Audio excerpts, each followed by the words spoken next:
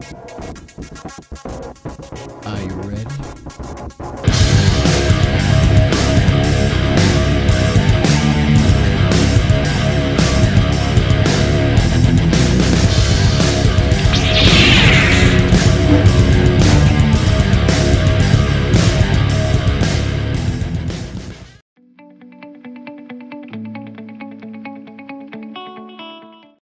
One of the most hotly contested issues in the Star Wars sequel trilogy, and at the center of the Last Jedi debate, is Rian Johnson's treatment of Luke Skywalker.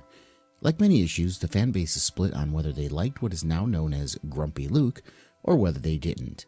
I take issue with saying I didn't like Grumpy Luke, because for me that isn't the heart of the problem I had with Luke's character arc in The Last Jedi, but rather his change of character. I debated this not long ago on Twitter with some virulent Last Jedi and Rian Johnson supporters, which is what led me to make this video. The entire basis for my character study on Luke Skywalker lies in his three key traits, that of loyalty, compassion, and hope. These are traits that are at the core of what makes Luke Luke.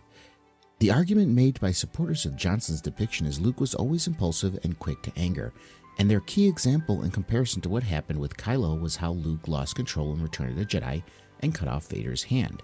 I will explain how not only was this not a depiction of Luke's character traits, but essentially the key reason why he wouldn't have lost control of his fear with Kylo in the manner it went down in The Last Jedi.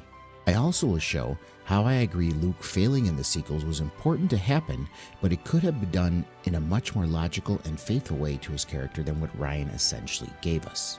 We see the earlier mentioned traits from the moment we first see him on Tatooine as a young wide-eyed youth looking for more from life than his backwater world provided him. We find out quickly in dialogues he is a good pilot and somewhat fearless in his pursuits. We find him once again being held back by Uncle Owen, requiring him to remain behind another season to help with the moisture farm. Luke is upset, but we can already tell he is resigned to his fate because he has a sense of loyalty to his family. He wants to leave, but he won't do it if it hurts them. However, he is always looking out at the sky with hopes he will one day live his life's dreams. When he sees the hologram of Leia, we see his compassion shine through. His mind becomes bent on helping her, even if it's just getting the message to Obi-Wan. When Obi-Wan tries to convince Luke to come with him, his loyalty once again locks him in and he refuses. It takes seeing his aunts and uncles slaughtered by the Empire to free him from his obligations, and he can leave without guilt. Throughout Episode 4, New Hope, these traits are prevalent and central to his character. This does not mean he is not without challenges. Much like his father, Luke is impatient, which can lead him to impulsivity. We don't see this too much in Episode 4, but it becomes much more prevalent in The Empire Strikes Back, which is meant to be the hero's trials and obstacles as well as a turning point where his arc turns. We will get to that in a moment. The loyalty he had for his family and then Ben until Vader killed him quickly turns to the rebellion.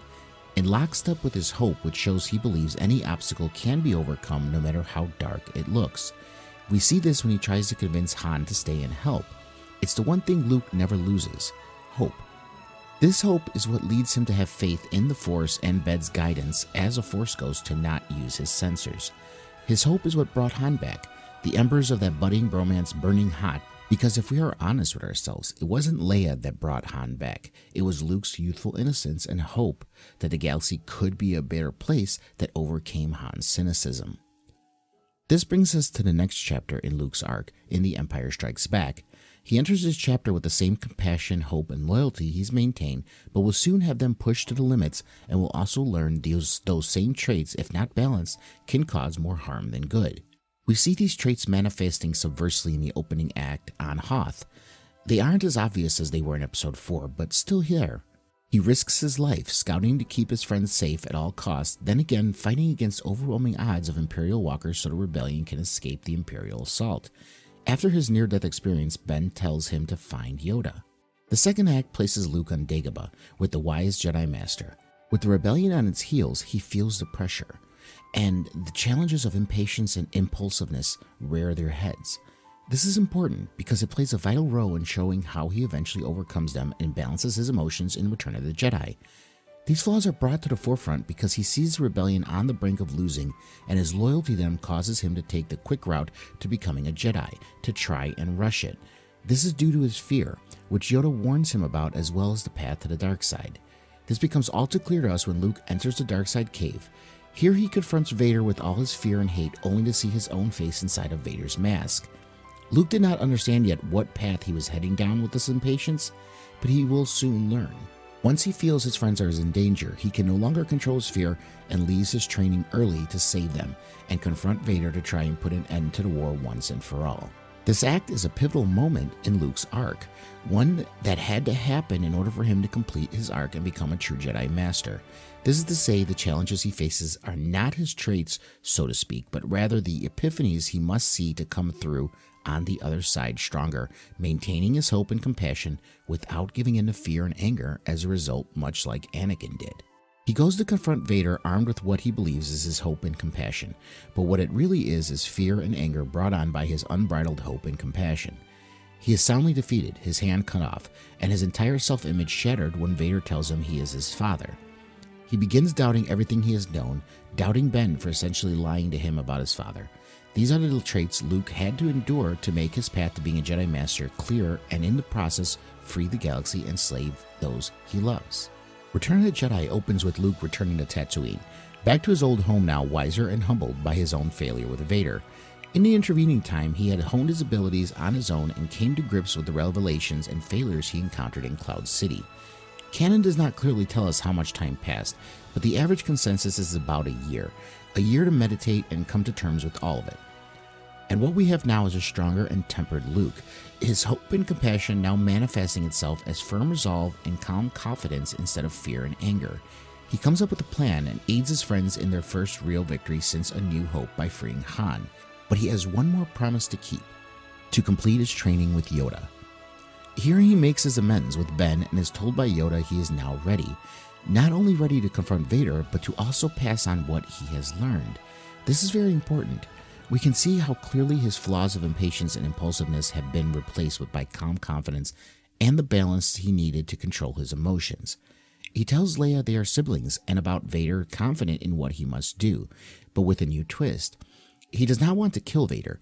He wants to turn him. He felt there was still good in him, and after their encounter on Empire Strikes Back, he has found a new vessel for his hope and loyalty, that of redeeming his father. At this point, Luke turns himself in, the entire time calmly and boldly telling Anakin there is still good in him and he will show him. The entire chess match in the Emperor's throne room, Luke was playing defense, trying to get into his father's head to bring him back to the light. He knew this was the key to ending the conflict, not more violence.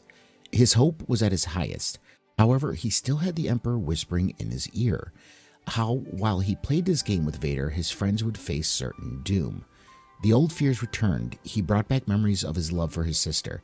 His defenses fell for a moment, long enough for Vader to sense them. He now knew he had another child and, more importantly, a weapon to use against Luke. This is a very important moment, a moment defenders of the grumpy Luke used to show why Ryan's depiction of him made sense. It is quite the opposite.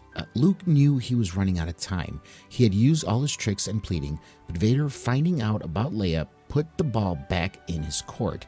Luke had to make a decision, and when Vader said he would turn Leia to the dark side, Luke's resolve fell. It was not a decision made of long contemplation and meditating, things he had more than enough time to do with Kylo. It wasn't even impulsiveness, it was sheer fear in having to make a decision at that moment. He knew he was facing a man who had been a mass murderer, a violent specter of death in the galaxy for 20 years. He was riding a razor's edge, trying to turn him as it was. He gave in to his fear. He could not let Leia fall into Vader's hands.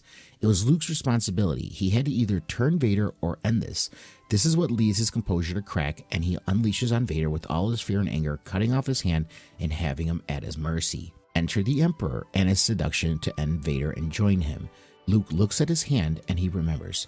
He remembers his failure in the cave. He remembers his failure on Cloud City. He sees this path will lead to his downfall to the dark side and to suffer the same fate as his father. No, he refuses. He shuts off his lightsaber and recites the iconic line, "You failed, Your Highness. I am a Jedi, like my father before me."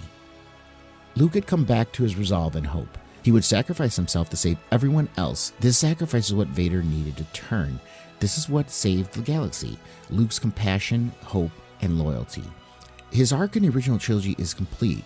He is a Jedi Master, in control of his emotions, wiser and better for it, and with the hope of passing on what he has learned. All of this betrays what we saw in The Last Jedi. Not Luke's failure with Ben Solo, but how his failure was manifested. There's 30 years of peace. Luke is now training Jedi, and one of them is his own nephew. Up until this point, he has most likely not sensed the dark side at all. He now senses it in Ben. He has plenty of time to meditate on this, talk to his friends Obi-Wan and Yoda. Plenty of time to pull Ben aside and discuss it.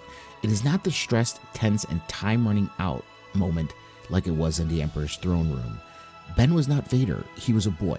One that, other than sensing a pull to the dark side, had not turned and had not hurt anyone. Luke would have remembered his failure to cave on Cloud City and his lapse of control in the Emperor's throne room. This is not a man who would have ignited his lightsaber over his sleeping nephew in fear, contemplating murder, even if only for a moment. That is not to say there was not room for Luke to fail. There was plenty of room. Rian could have easily played off of Luke's hubris of being a legend of the rebellion and the first Jedi in a generation. Luke's hubris could have easily clouded his senses of the intrusion of Snoke, or shall we say Palpatine's, seductions. He could have been harder on Ben because he was his nephew, fostering resentment in the boy. There could have been a confrontation where Ben evoked Vader's name and Luke lashed out at him with words that would have cut Ben Solo deep enough to give into the dark side and destroys Luke's temple, leaving him a broken man, a failure as a teacher. This could have led to his isolation on Ahch-To and his turning away from the Force. Rey could have found him, could have talked him back from despair and reignited his hope once again. He could have confronted Ben in person and died a real legend, not as a projection, his death cascading as a signal of hope that he held dear throughout everything raining down on all, including Rey, inspiring her even more than before. It would have driven Kylo deeper into his feelings and conflict, allowing him to be more open to Rey and his redemption at the end of the saga. The possibilities are endless, and this is just one of the many ways Rian's basic plot and vision could have been preserved while making Luke remain Luke and not just a plot device. I hope you enjoyed this little expose on Luke Skywalker. These are just my opinions, and as a writer, things that I would have included or maybe tried to do to make it a little more, cohesive or at least faithful to the character. This is not saying that other writers like Rian or other people don't have autonomy to create their own kind of things. They do. The problem here is just that The Last Jedi is not a standalone movie. Rian recently did a video talking about how he doesn't like world building and he doesn't like these kind of things. He likes just telling a 2-hour experience to the viewer. But when you're making a movie that's the middle movie of a trilogy and the 8th movie in a saga that has plenty of history, you kind of have to be about the world building. But in this case, it doesn't even have to be world building because it's already been built. All you have to do is stick to the rules of that already built universe, and it would have been fine. He could have still told his story. So that's why I feel Rian was a mistake for The Last Jedi. But at the end of the day, again, the movie was made. It is what it is. But these are just my thoughts. So thank you guys again for joining me. If you did enjoy this video, please hit that like button below. If you are new to the page, please subscribe. It's very important for this channel to grow. I am a new channel and I would like to hit certain goals to show that it is progressing. Again, like I said earlier, I am an author as well. I do have a fantasy novel. It's called Souls of Magic's Dawn that is available right now on Amazon in ebook, paperback, and hardcover formats. If you'd like to support me as an independent creator and this channel, please take a look at the book. And if you like it, please purchase a copy for yourself. And please remember to leave a review as well. Thank you again, and so say we all.